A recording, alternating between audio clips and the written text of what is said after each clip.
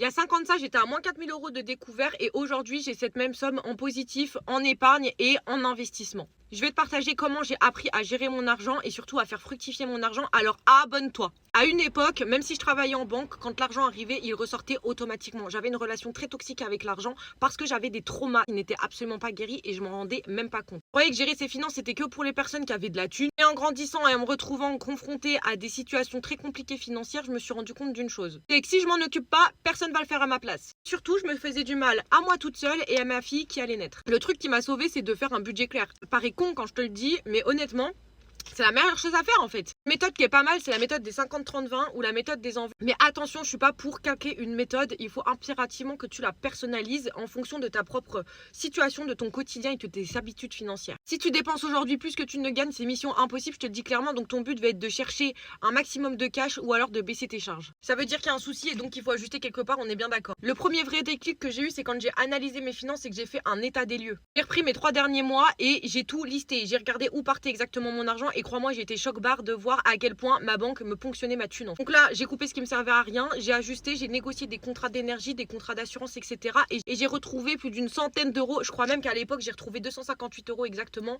de cash comme ça en un mois, tous les mois qui revenaient.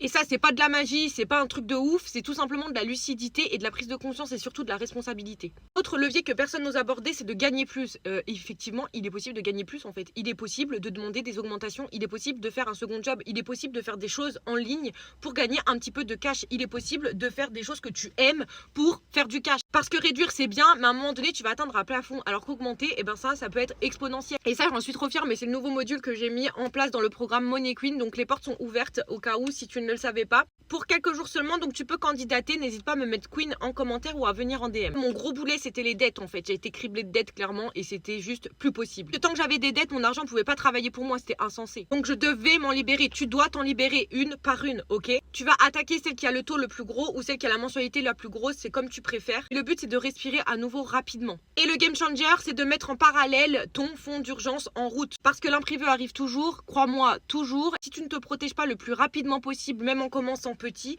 tu vas littéralement retrouver cette spirale infernale des dettes que tu as aujourd'hui. Une fois que tu as passé un premier step, c'est-à-dire à peu près 1000 euros de fonds d'urgence, tu peux te dire, ok, je vais commencer à faire fructifier, à faire travailler mon argent pour moi. Ça, c'est super important et le plus tôt possible est le mieux. Parce qu'un livret A, un LDD, un LEP ne va absolument pas te rendre riche. Sur le long terme, il va te faire perdre de la valeur. Donc, la seule chose qui doit se passer sur ces livrets-là, c'est ton fonds d'urgence et c'est tout. Quand tu te sens prête, tu passes aux investissements. Et bien évidemment, encore une fois, gros disclaimer, mais tu vas pas le faire toute seule. Tu vas pas copier sur quelqu'un. Le but, c'est d'avoir une stratégie qui te soit adaptée et qui va faire fructifier de plus en plus